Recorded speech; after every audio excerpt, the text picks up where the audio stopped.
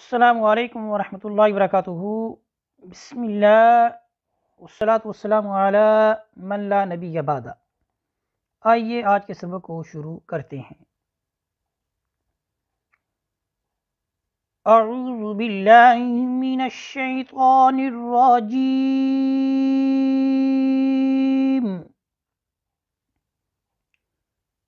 बिस्मिल्लाहिर रहमानिर रहीम।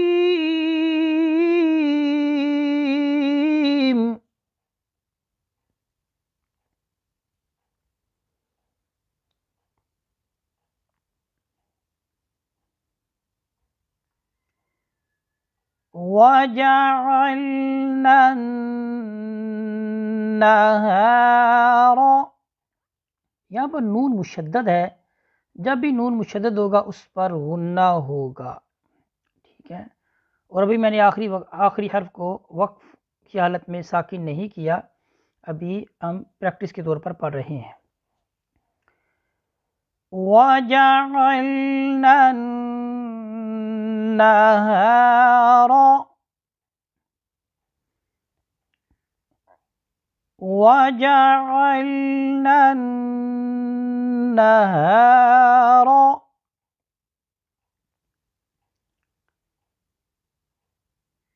वजअलना अन्नहार, वजअलना अन्नहार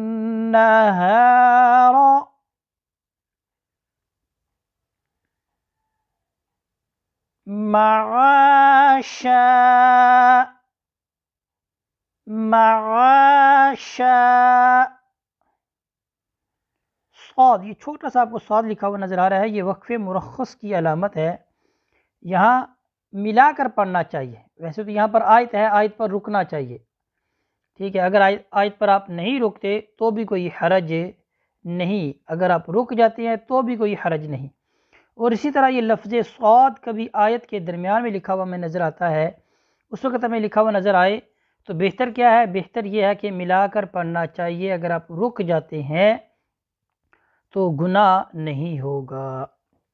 मआशा, मआशा,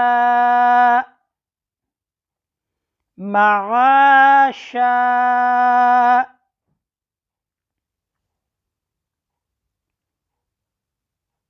वजअलना अन्नहार मआशा,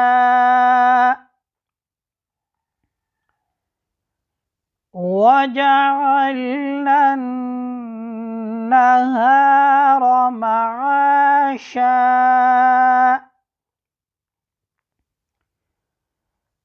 वजअलना अन्नहार मआशा। आइए आज के सबक को दोबारा मुकम्मल पढ़ते हैं। वजअलना अन्नहार मआशा। सदक़ल्लाहुल अज़ीम। इस तरह हमारा आज का जो सबक है ये मुकम्मल होता है। इसी पर इक्तफ़ा करते हैं। वसल्लल्लाहु अला सय्यिदिना व मौलाना मुहम्मदिन व बारिक वसल्लिम वसल्लि अलैहि वल्हम्दुलिल्लाहि रब्बिल आलमीन।